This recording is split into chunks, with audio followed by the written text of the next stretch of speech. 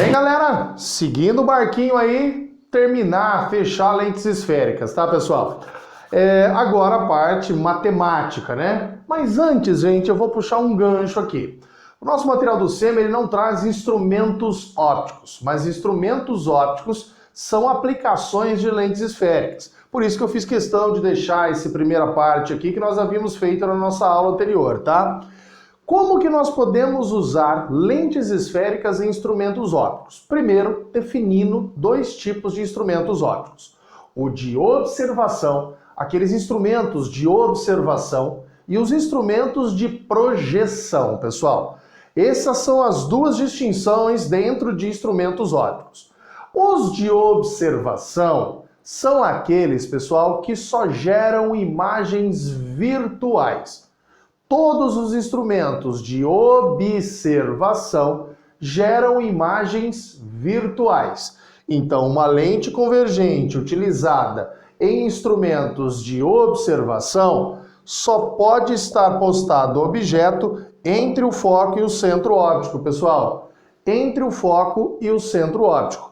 Essa gera uma imagem virtual. Aquela imagem que a gente faz o quê, pessoal? Visualiza ela. A gente visualiza através do instrumento.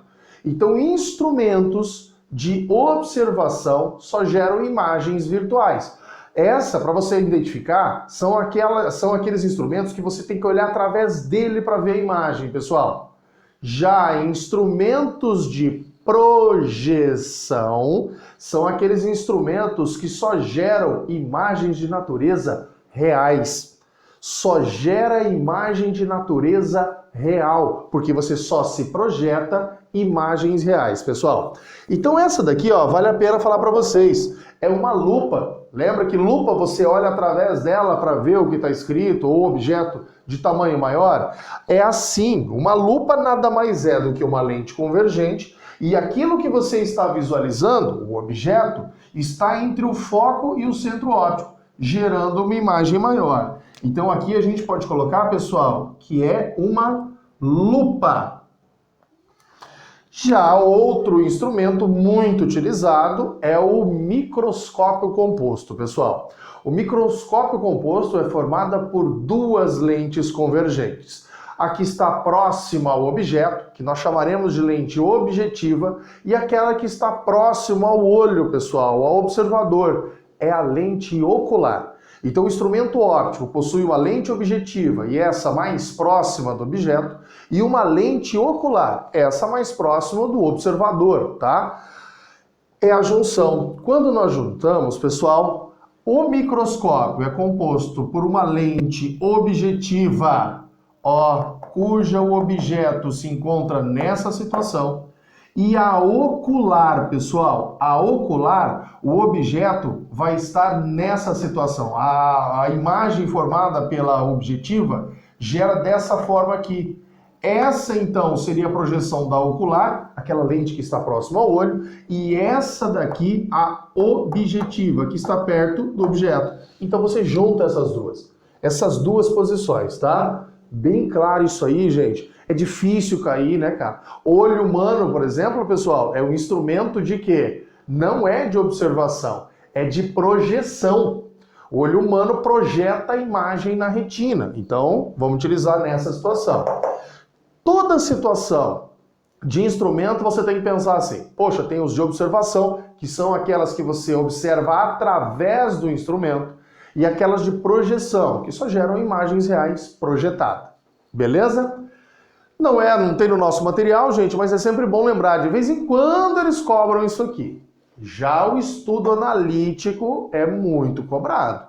Aqui é uma única lente, pessoal, e a gente vai ver como que vai dar imagem do objeto.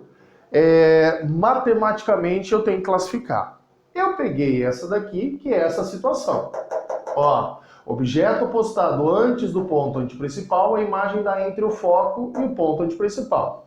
Não desenhei os raios, porque agora eu vou colocar as variáveis, as letras nas quais nós vamos fazer conta.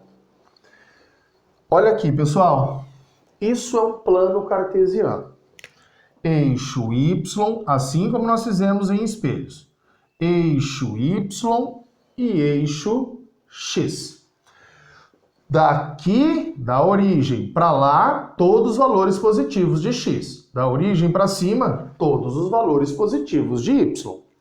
Repara que a imagem está do lado positivo do eixo x. Qual letra que nós representávamos, pessoal? Posição, position, lembra? Da imagem em relação à lente, ao espelho, à câmara escura. É a mesma letra desde o começo de óptica. É o tal do P'. O P' é positivo para nós. Então nós temos que ver o sinal que vai dar esse P. O P' vai dizer algo sobre a nossa imagem. A posição do objeto, pessoal, em relação à lente, nós chamávamos de P. E o sinal desse aqui não interessa muito para nós até agora, porque para nós o P sempre vai ser positivo.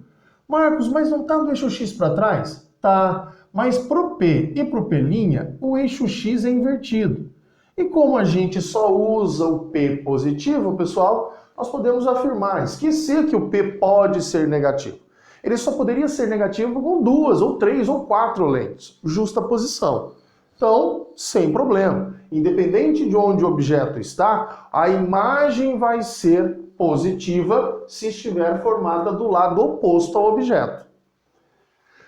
Bem, o centro das esferas, que foi extraída da nossa lente, até o bordo, matematicamente nós chamávamos de quê, pessoal, essa distância? De raio. Então aqui nós temos o raio 1 e aqui, ó, o raio 2. Cuidado, hein? Nem sempre esses raios são iguais, tá? Esses raios R1 e R2 podem ser distintos. Distância do foco até o centro óptico era o F minúsculo, né, gente? Que nós chamávamos de distância focal. Lembra? O F maiúsculo era o ponto, era o foco.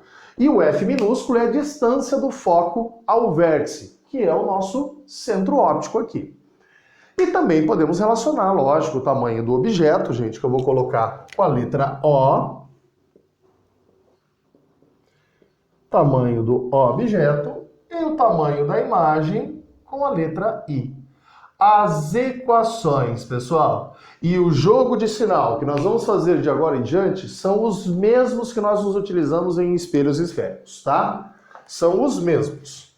Vamos se preocupar primeiro com o sinal do F. Se o exercício me der uma distância focal maior que 0, pessoal, positiva, quer dizer que nós estamos trabalhando com uma lente convergente. Lente convergente.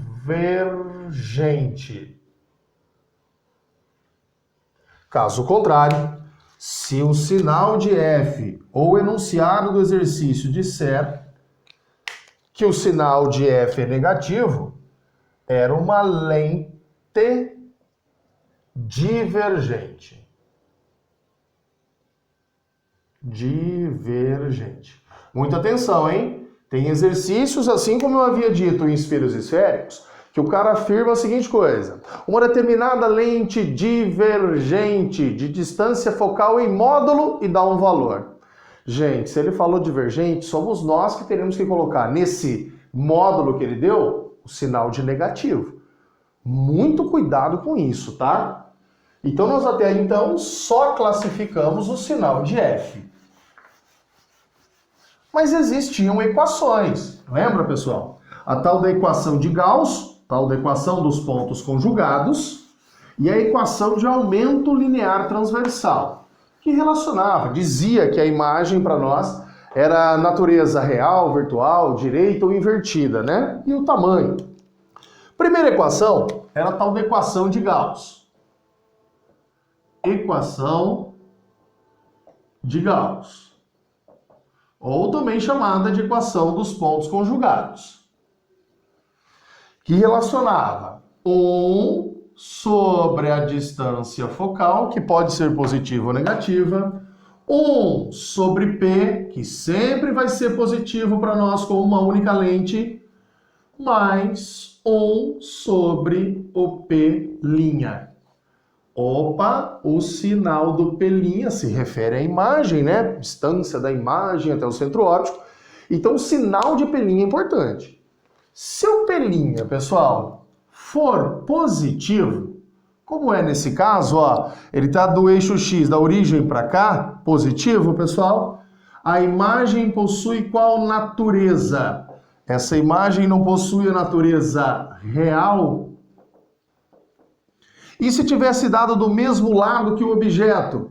O nosso pelinha seria negativo. Uma imagem de natureza virtual.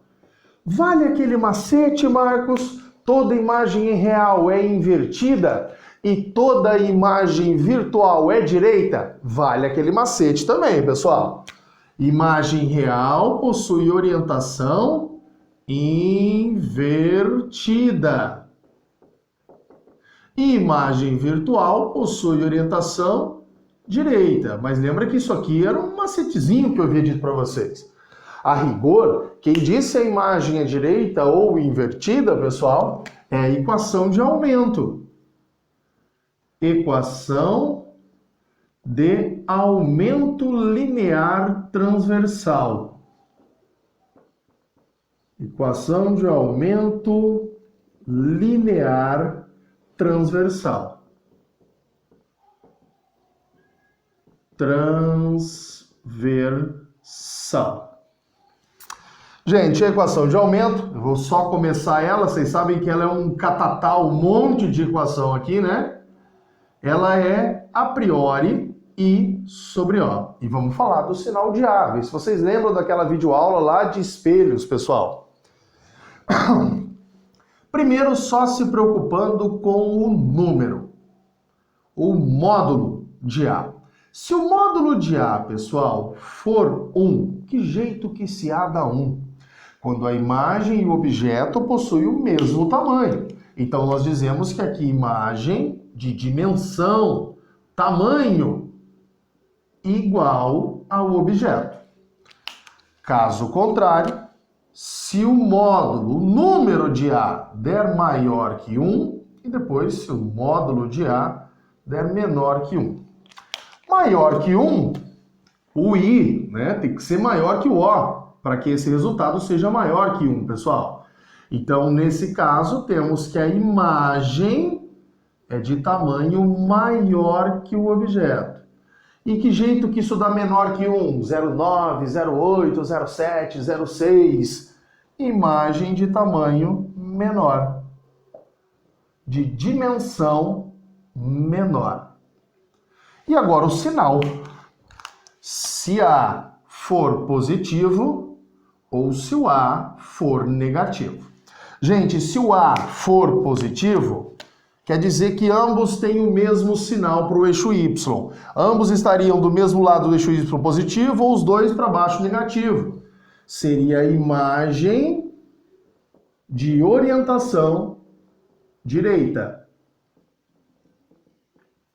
Caso contrário, se o A fosse negativo, imagem invertida. Posso tirar a relação, como eu havia tirado nesse macete? Toda invertida é real, toda direita é virtual. Então, toda direita nessa situação, você pode afirmar que possui a natureza virtual. E aqui, a natureza real. Pessoal, nada de novo para nós já havíamos visto essa aula aqui em espelhos esféricos. O que vale agora acrescentar é que em lentes esféricas, pessoal, existe uma grandeza chamada vergência, ou também chamada de convergência. A UEM mais chama de vergência. Vergência. Essa vergência, representada com V, se for convergência, o pessoal coloca com C, pessoal, ela é o inverso da distância focal. A vergência é o inverso da distância focal. Então, utilizando-se essa equação, você faz o inverso dela e acha a vergência. Mas muito cuidado, a unidade de medida de vergência depende do foco estar em metro, pessoal. Jogando isso para cima, fica metro menos 1. O sistema internacional adota isso em di, que nós chamamos de dioptria. O que popularmente a gente chama de grau de lente, tá, pessoal? A rigor, o sistema internacional adota a vergência como dioptria. E essa equação agora continua, lembra? Menos P' sobre P, aquela outra que eu passei para vocês, F menos P, ou ainda F menos P' sobre F. Gente, o que mudou até agora? Vergência. Outra coisa que o nosso material não traz, mas eu não posso deixar de passar para vocês, pessoal, é a tal da equação dos fabricantes de lente. Bem, pessoal, a equação dos fabricantes de lentes, então, é essa aqui que relaciona a vergência com o inverso da distância focal e o índice de refração, pessoal, e os raios das esferas da lente, né, dos raios que as lentes foram extraídas das esferas. Cuidado com o sinal, hein, gente? Esse R1, assim como esse R2, pode vir a ser positivo ou negativo, depende da face que foi extraída. O R, qualquer um desses dois, pode ser positivo se a face que foi extraída a um dos lados da lente for convexa. Já se a face de uma das lentes, de uma das esferas que foi extraído a lente for côncava, esse R é negativo. Muito cuidado, porque se ele der uma face, uma lente, pessoal, côncava convexa, o raio da côncava vai ser negativo e o raio da convexa vai ser positivo. Mas se ele falar, Marcos, uma biconvexa, ambos são positivos. Ou uma lente bicôncava, ambas são negativas. E uma das faces for plana, gente? A face plana, como eu havia dito para vocês, foi extraída teoricamente de uma esfera cujo raio é infinito. Imagina 1 dividido por um termo infinito, pessoal. Esse elemento tende a zero. Então ficaria 1 sobre o raio de uma, né, plano côncavo ou plano convexa, mais 1 a infinito, tendendo a zero. Então a gente ia sumir com esse termo, pessoal. Se acaso a face, uma das faces da lente for plana, nós eliminamos 1 sobre R2 e alteramos essa situação aqui, pessoal, ó. O N da lente, colocar em preto, né? Sobre o N do meio, menos 1. Eliminamos o termo 1 sobre R2, pessoal. Essa é a equação que de vez em quando aparece. Atenção nela. Toda vez que relacionar distância focal, raio e índice de refração, é a equação fabricante de lente. Gente, assim nós fechamos óptica geométrica. A partir de agora, ondulatória. Até mais, galera!